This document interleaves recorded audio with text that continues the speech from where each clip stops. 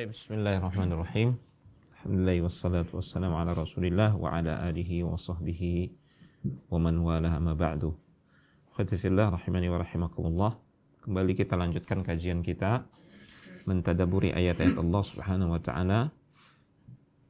Dan ayat-ayat Allah adalah sumber dari segenap ilmu yang bermanfaat untuk kita dunia dan akhirat. Maka siapa yang menggali ilmu dari Al-Quran, maka dia mendapatkan semua ilmu yang bermanfaat untuk dia. Fa inna ahsanal kalami kalamullah wa khairal huda huda Muhammadin sallallahu alaihi wasallam. Sebaik-baik ucapan adalah kalamullah, ucapan Allah Subhanahu wa taala, dan sebaik-baik petunjuk adalah petunjuk Rasulullah sallallahu alaihi wasallam. Maka ilmu yang paling mulia, ilmu yang paling bermanfaat untuk kita dunia dan akhirat adalah ilmu tentang kalamullah, ilmu tentang petunjuk Rasulullah sallallahu alaihi wasallam. Dan Rasulullah sallallahu alaihi wasallam diutus untuk menjelaskan isi dari Al-Qur'an. Maka majelis Al-Qur'an, tafsir Al-Qur'an, tadabbur Al-Qur'an, dan majelis yang di situ dijelaskan tentang petunjuk Rasulullah sallallahu alaihi wasallam, penjelasan beliau tentang Al-Qur'an, itu adalah semulia-mulia majelis, dan semoga Allah Subhanahu wa taala menjadikan hamba-hamba kita yang mulia di majelis yang mulia. وَمَنْ أَظْلَمُ مِمَّنْ مَنَعَ مَسَاجِدَ اللَّهِ أَنْ يُذْكَرَ فِيهَا اسْمُهُ وَسَعَى فِي خَرَابِهَا أُولَئِكَ مَا كَانَ لَهُمْ أَنْ يَدْخُلُوهَا إِلَّا خَائِفِينَ لَهُمْ فِي الدُّنْيَا خِزْيٌ وَلَهُمْ فِي الْآخِرَةِ عَذَابٌ عَظِيمٌ. Barusan dibacakan ayat yang ke-114 masih dalam surat Al-Baqarah. Qala Allah tabaraka wa ta'ala wa man adhlamu mimman mana'a masajidallahi ay yudhkara fiha ismuhu wa sa'a fi kharabiha. Maksudnya adalah tidak ada orang yang lebih kejam, lebih jahat, lebih zalim daripada orang yang menghalangi hamba-hamba Allah Subhanahu wa taala untuk beribadah di rumah-rumah Allah Subhanahu wa taala. Dan dia berupaya untuk merusak rumah Allah baik secara fisik maupun maknawi. Secara fisik contohnya seperti yang pernah terjadi pada umat-umat terdahulu, orang-orang beriman dari kalangan umat-umat terdahulu, yang pernah terjadi pada Baitul Maqdis. Baitul Maqdis itu dulu kan jadi rumah ibadah untuk orang-orang beriman, dan dia termasuk masajidullah, termasuk masjid Allah Subhanahu wa taala. Dulu di zaman-zaman para nabi Bani Israel itu menjadi tempat ibadahnya orang-orang beriman. Ya, sekitar 600 sebelum Masehi. Sebelum Masehi itu maksudnya sebelum kemunculannya siapa? Nabi Isa alaihissalam, ya. Itu Baitul Maqdis itu pernah dizolimi, dirusak gitu loh, dihancurkan oleh raja dari Babil yang namanya Bukhtanasar. Kalau bahasa Latinnya Nebukadnezar. Itu orang-orang Bani Israel dibantai. Sebenarnya yang mereka serang itu adalah kerajaan Israel, namun Baitul Maqdis kena imbasnya. Dan itu sebenarnya bentuk azab juga dari Allah Subhanahu wa taala kepada Bani Israel yang banyak berbuat kekufuran, kemaksiatan, dan pelanggaran terhadap Taurat mereka. Yang jelas mereka dibantai, dan ketika itu Baitul Maqdis dihancurkan oleh Bukhtanasar. Itu 600 tahun sebelum Nabi Isa alaihissalam, sebelum Masehi. Kemudian 70 tahun sebelum Masehi juga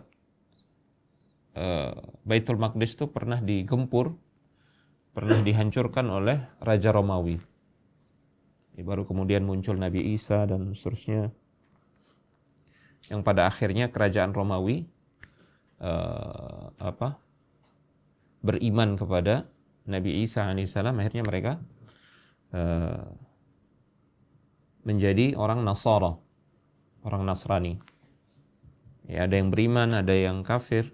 Ketika kedatangan Nabi Muhammad SAW, mereka tidak mau beriman kepada Nabi Muhammad, maka jadilah mereka orang-orang kafir dari kalangan Ahlul Kitab. Itu maka masuk kena ini ayat ini. Bukhtanasar, kemudian Raja Romawi yang dulu merusak Baitul Maqdis. Merusak secara fisik dan juga secara maknawi. Dalam artian secara maknawi itu bangunan fisiknya tidak rusak, tapi mereka misalkan menyebarkan fitnah dan tuduhan, sehingga orang-orang tidak mau datang ke masjid. Nah, ini juga menghalangi atau mencegah orang untuk memakmurkan rumah Allah Subhanahu wa taala. Kemudian dia berupaya untuk menghancurkan rumah Allah Subhanahu wa taala. Tidak ada orang yang lebih zalim daripada orang yang seperti ini sifatnya. Ulaika ma kana lahum ay yadkhuluha illa khaifin. Sebagian ulama ada yang menyebutkan bahwasanya yang dimaksudkan dengan masjid di sini adalah Masjidil Haram. Ya, karena dulu Ka'bah yang di situ adalah Masjidil Haram. Rasulullah SAW dan para sahabat itu dilarang, dicegah oleh orang musyrikin beribadah di situ. Bahkan ketika Hudaybiyah itu kan awalnya Rasulullah mau umroh gitu bersama para sahabat, tapi dicegah oleh orang musyrikin sehingga muncul perjanjian Hudaybiyah yang intinya Rasulullah tidak jadi ketika itu melaksanakan umrah di Baitullah, di Masjidil Haram. Namun 2 tahun setelahnya, Hudaybiyah itu terjadi pada tahun 6 Hijriah. 2 tahun setelahnya ternyata banyak hikmahnya perjanjian Hudaybiyah itu. Ya, artinya perjanjian Hudaybiyah itu perjanjian gencatan senjata, tidak boleh terjadi peperangan, ya. Boleh berinteraksi antara orang musyrik dan orang mukmin. Justru selama 2 tahun itu banyak orang musyrik itu masuk Islam. Banyak orang musyrik itu masuk Islam, sehingga pada tahun ke-8 Hijriah Rasulullah datang ke Makkah, tidak terjadi peperangan sedikit pun, tunduk dan takluk orang-orang kafir di Makkah. Ketika itu orang-orang kafir dan musyrik ketakutan. Ketakutan, mereka tidak berani menunjukkan batang hidungnya, karena di antara mereka ada yang pernah membunuh sahabat, di antara mereka ada yang membantai para sahabat ketika perang Uhud. Tidak berani, karena takut dibunuh oleh Rasulullah. Dan berhak ketika itu sebenarnya Rasulullah untuk membalas. Namun Rasulullah bersabda, "Man dakhala Masjidil Haram fahuwa amin." Siapa yang masuk ke Masjidil Haram maka dia aman. Saya jamin aman, tidak akan ditumpahkan darahnya. Akhirnya barulah orang-orang musyrikin itu keluar, yang sembunyi-sembunyi itu keluar. Akhirnya mereka masuk ke Masjidil Haram dalam keadaan ketakutan. Ini maksud ayat ini. Ulaika ma kana lahum ay yadkhuluha illa khaifin. Mereka yang dulunya mencegah orang-orang beriman masuk ke Masjidil Haram dan berupaya untuk menghancurkan Masjidil Haram secara fisik maupun maknawi. Secara fisik ya, betul-betul kepingin lenyap gitu Masjidil Haram itu dari muka bumi. Secara maknawi maksudnya betul-betul mereka ingin tidak ada orang datang beribadah ke Masjidil Haram. Ya, sekalipun bangunan fisiknya masih ada. Mereka lah orang-orang yang tidaklah mereka masuk ke Masjidil Haram kecuali dalam keadaan takut.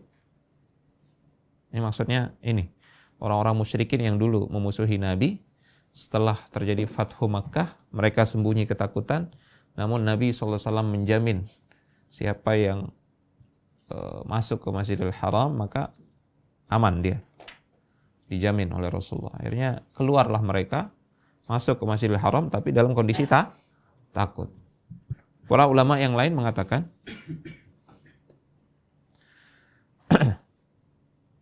hendaklah orang-orang yang mencegah orang lain untuk memakmurkan rumah Allah. Rumah Allah ini secara umum. Ada ulama yang mengatakan demikian. Bukan hanya khusus Masjidil Haram, tapi semua masjid yang dibangun di atas ketakwaan kepada Allah Subhanahu wa taala untuk beribadah kepada Allah, maka hendaklah orang-orang yang menghalangi manusia untuk masuk ke dalam masjid itu untuk beribadah kepada Allah, hendaklah dia takut ya akan nanti datangnya hukuman Allah Subhanahu wa taala, azab Allah. Hendaklah mereka takut nantinya Allah menjadikan orang-orang beriman menguasai mereka sehingga orang-orang beriman membalas perlakuan mereka yang dulu mencegah orang-orang beriman beribadah dalam masjid. Jadi di sini maknanya kalau demikian maka maknanya lebih umum. Dan semua makna ini benar. Ya, terkait Masjidil Aqsa benar, ayat ini juga ke sana larinya. Terkait Masjidil Haram juga termasuk. Terkait masjid-masjid Allah, rumah-rumah Allah yang lain juga benar. Makanya karena di sini Allah Subhanahu wa taala mengatakan masajid Allah, masjid-masjid Allah. Berarti semua masjid yang ada ini bukan milik siapapun kecuali milik Allah Subhanahu. Makanya nggak boleh, para ulama mengatakan tidak sah dikatakan masjid kalau dibangun di rumah pekarangan pribadi. Di rumah pekarangan pribadi kemudian dianggap itu milik keluarga. Masjid keluarga. Ya. Tidak bisa itu dikatakan sebagai masjid kecuali tanahnya sudah diwakafkan, bangunannya sudah diwakafkan. Karena yang namanya masjid, masajidullah, masjidnya Allah. Tidak ada yang punya. Bukan punya pribadi, bukan punya di sini. Makanya para ulama mewanti-wanti, hati-hati orang kaya, kata para ulama, kalau mau bikin masjid, hati-hati, jangan memberikan nama masjid itu dengan nama pribadi atau nama keluarga. Karena ketika sudah diwakafkan, maka dia sudah bukan milik pribadi, tapi miliknya Allah Subhanahu wa taala. Konsekuensinya, tidak boleh melarang orang beriman untuk masuk ke masjid itu. Ya. Dan biasanya kalau masjid dibangun di pekarangan sendiri, ya kan? Kalau pemiliknya lagi ndak mood ya dikunci masjidnya. Terus datang orang, saya mau sholat, ndak boleh, cari masjid lain. Nah itu kalau masjidnya masjid pribadi. Tapi kalau sudah diwakafkan maka ndak boleh. Orang yang singgah, musafir, mau berhenti sejenak, mau sholat, tidak boleh dicegah, tidak boleh dilarang. Karena itu masjid Allah Subhanahu wa ta'ala. Termasuk dalam hal ini larangan jual beli di dalam masjid. Tidak boleh ngiklan produk dalam masjid. Kenapa? Karena masjid itu bukan punya kita. Ya, punyanya Allah Subhanahu wa ta'ala. Ya, itu hikmahnya kenapa? Itu salah satu alasannya kenapa para ulama, bahkan Rasulullah melarang seseorang itu jual beli dalam masjid. Kalau masjid itu milik Allah Subhanahu wa taala. Kita jualan itu biasanya di tempat yang kita berhak di situ, ya kan? Di tempat yang sudah kita beli atau sudah kita sewa. Kalau masjid, siapa yang beli masjid? Nggak ada yang ceritanya para ulama membolehkan menyewa masjid, gitu kan? Nggak ada. Itu karena masajid Allah. Di sini disebutkan masajid Allah, maksudnya diidhafahkan kepada Allah, maksudnya sudah jadi milik Allah Subhanahu wa taala. Ya. Kemudian masajid Allah diidhafahkan kepada Allah, masjid Allah, menunjukkan akan kemuliaan masjid. Dia bukan sembarang tempat. Ya. Dia nggak sama. Walaupun rumah kita bisa dijadikan tempat sholat dan sujud, namun tetap Beda kemuliaan rumah kita dengan rumah Allah. Beda. Disebutnya saja sudah berbeda. Masajidallah. Masjidnya Allah. Segala sesuatu yang diidhafahkan, disandarkan kepada Allah itu pasti mulia. Ya. Contoh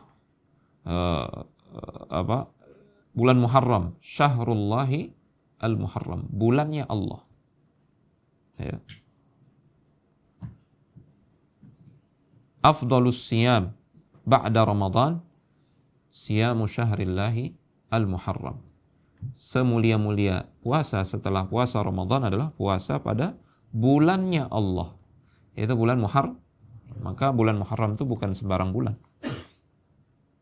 Naqatullah, untanya Allah, untanya Nabi Saleh, bukan sembarang unta. Makanya ketika unta itu dibunuh, langsung Allah turunkan azab kepada kaumnya Nabi Saleh. Ya. Ruhullah, ruhnya Allah, artinya Allah menciptakan ruh untuk siapa? Ruhullah di sini siapa maksudnya? Nabi Isa alaihissalam yang diciptakan dengan kun di rahimnya Maryam. Maka Nabi Isa ini punya keistimewaan, punya kemuliaan. Ya. Khalilullah, siapa Khalilullah? Nabi Ibrahim dan Nabi Muhammad SAW. Maka masajidallah, masjidnya Allah ini bukan sembarang. Maka wajib dimuliakan. Wajib dimuliakan. Termasuk cara kita memuliakan rumah Allah Subhanahu wa taala adalah secara fisik dan maknawi. Gimana cara memuliakan rumah Allah secara fisik? Jangan buang kotoran. Jangan buang kotoran. Kemudian kalau ada kotoran kita pungut, itu pahala besar. Karena termasuk memuliakan, mengagungkan rumah Allah Subhanahu wa taala. Ingat kisah seorang wanita tua yang meninggal, dia tukang sapu di Masjid Nabawi. Ketika dia meninggal, tidak dikasih tahu dia meninggal kepada Rasulullah. Rasulullah marah. Tunjukkan saya di mana kuburannya. Dicari kuburannya, Rasulullah sholat, menyolatkan jenazahnya. Padahal sudah dikuburin. Padahal dia hanya tukang bersih, tukang sapu di rumah Allah Subhanahu wa taala, tapi dimuliakan oleh Rasulullah SAW.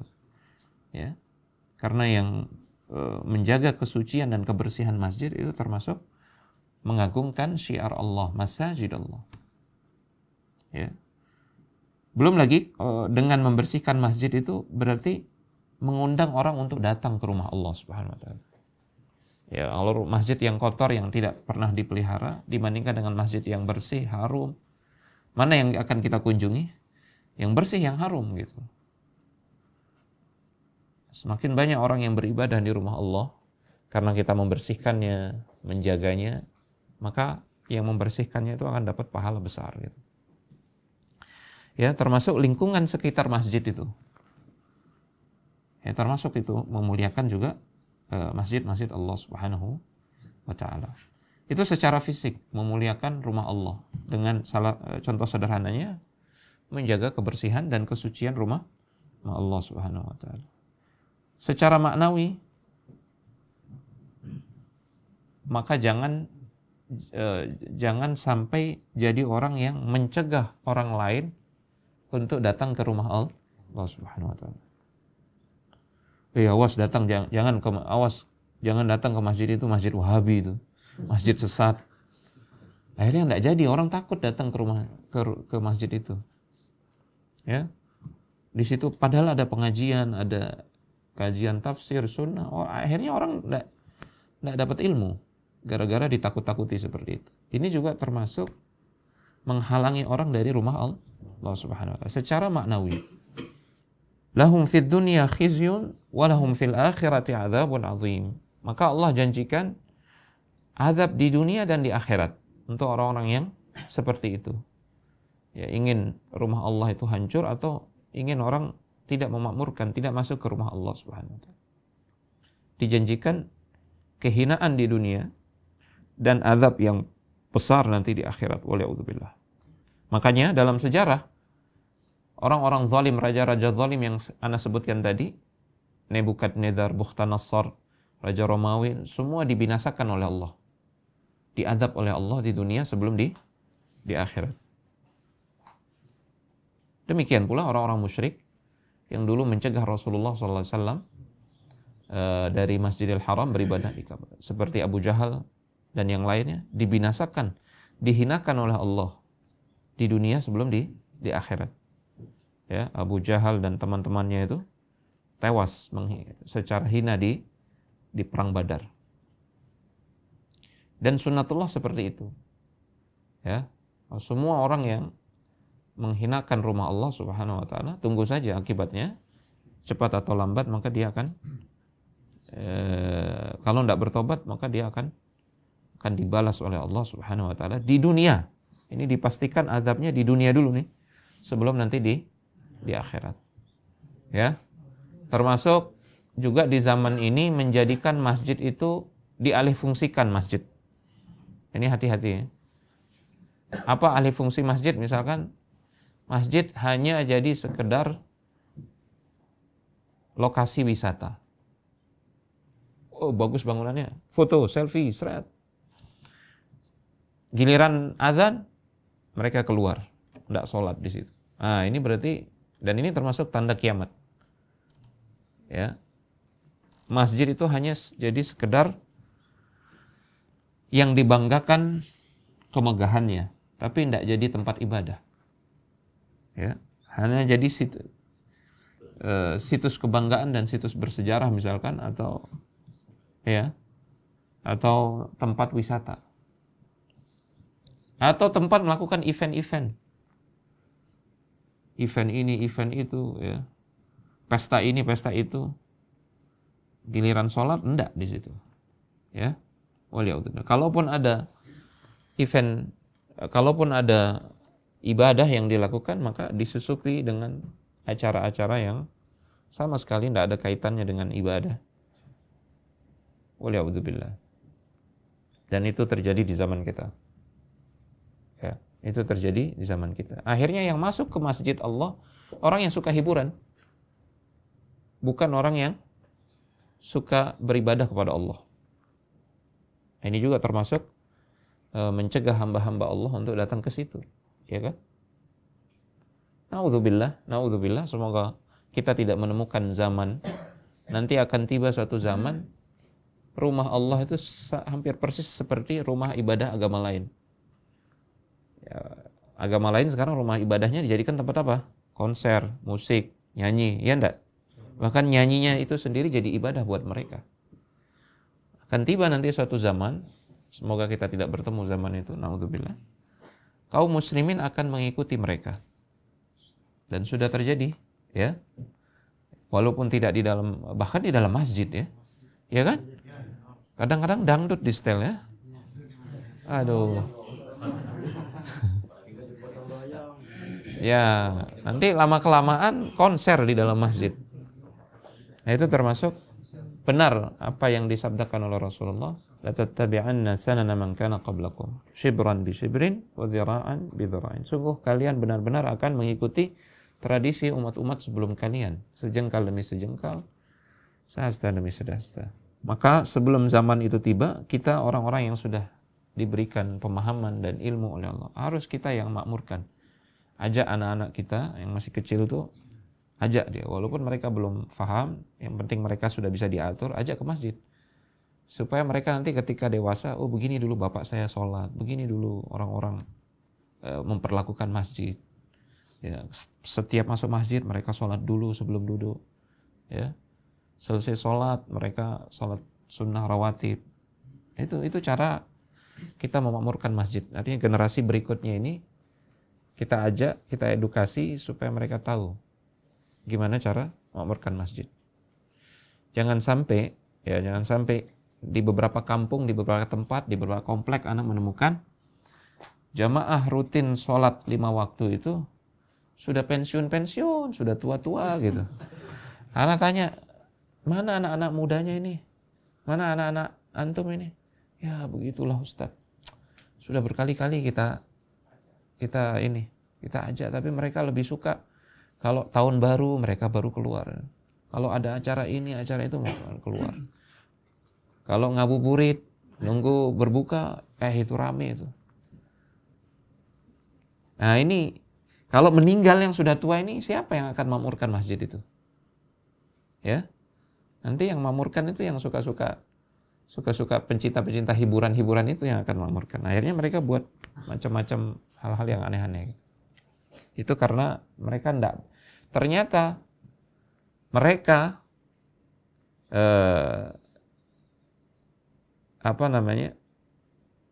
orang tua mereka juga tidak memperlakukan mereka sebagaimana orang-orang yang faham memperlakukan anaknya yang bawa ke masjid gitu. Ya. Maka sebelum itu terjadi, bawa anak-anak antum tuh ke masjid.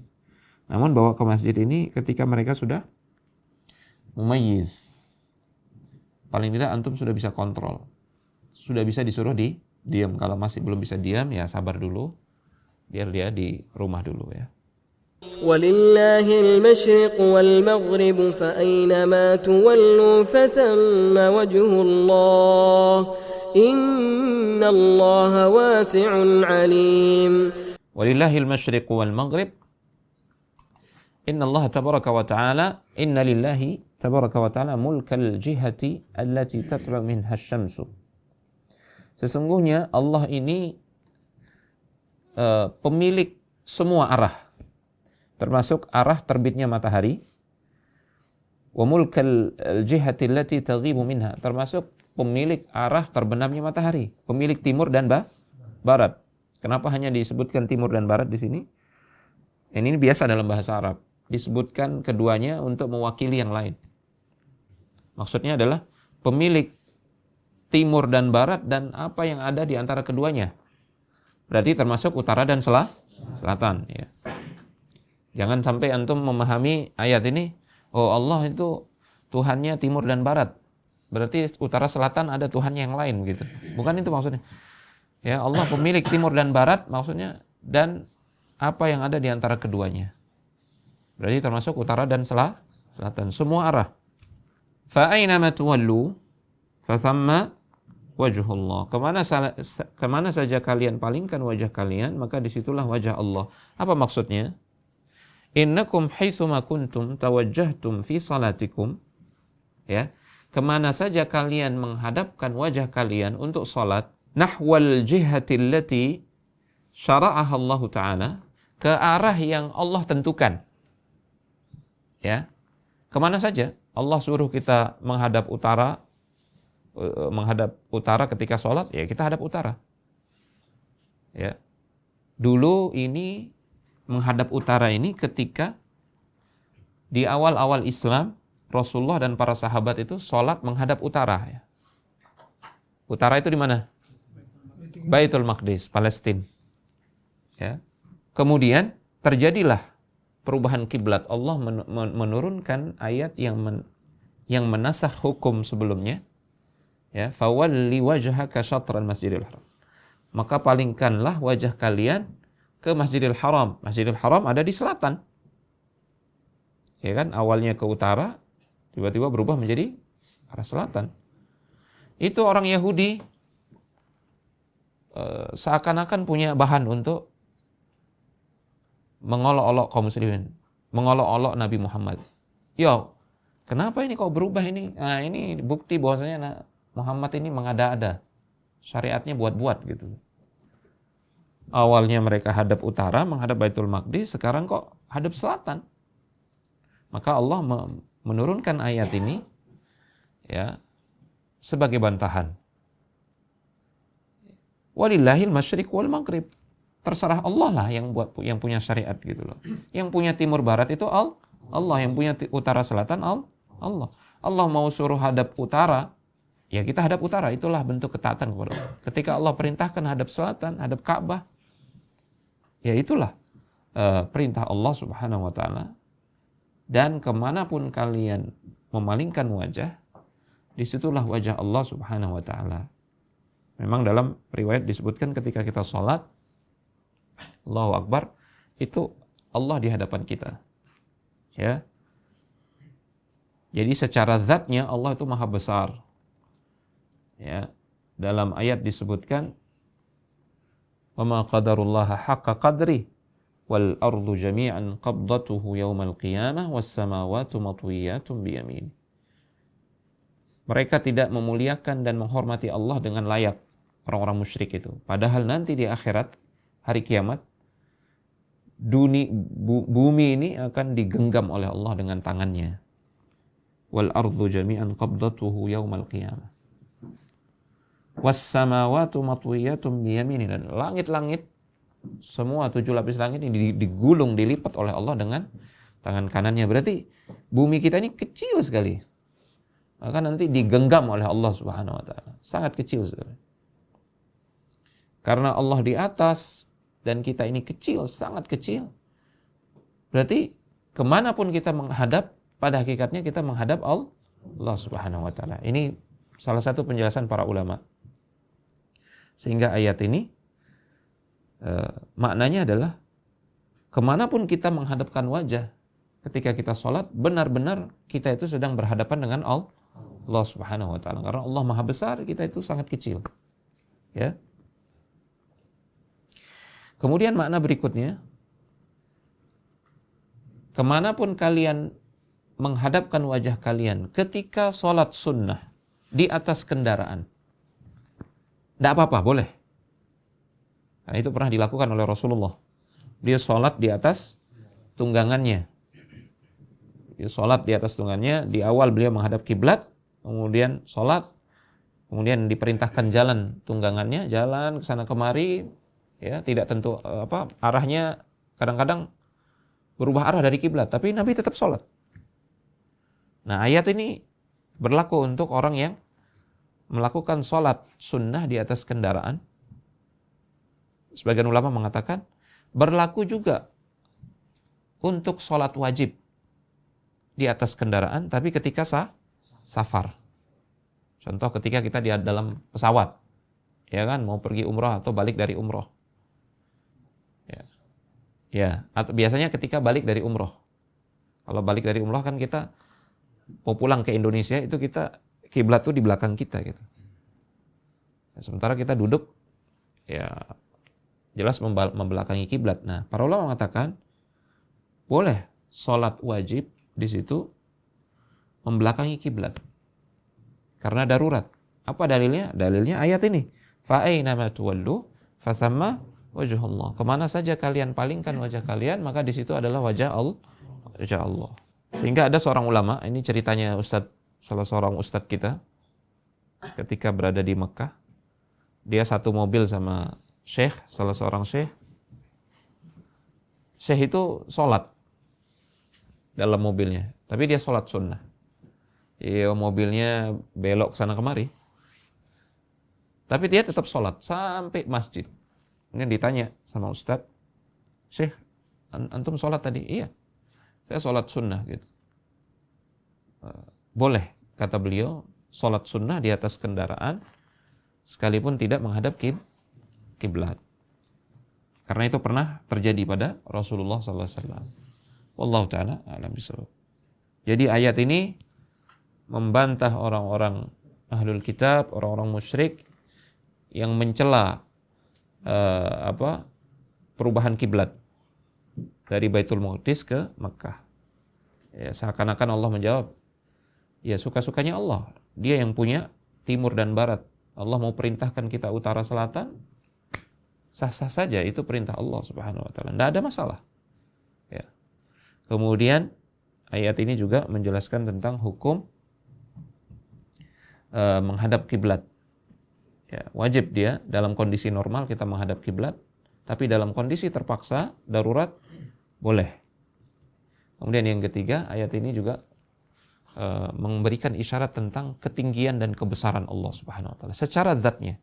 Karena Allah itu maha tinggi di atas segenap makhluknya, dan dia maha besar, makhluknya itu sangat kecil sekali. Maka Allah itu meliputi segenap makhluknya. Ya, kemana saja makhluknya itu menghadap, maka pengetahuan Allah, penglihatan Allah itu selalu melihat dan mengetahui kondisi dia. Kemana saja dia menghadapkan wajah. Wallahu ta'ala a'lam. Mungkin hanya ini, watifillah.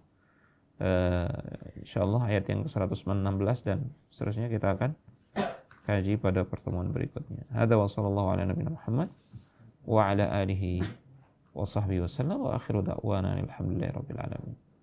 Wassalamualaikum warahmatullahi wabarakatuh.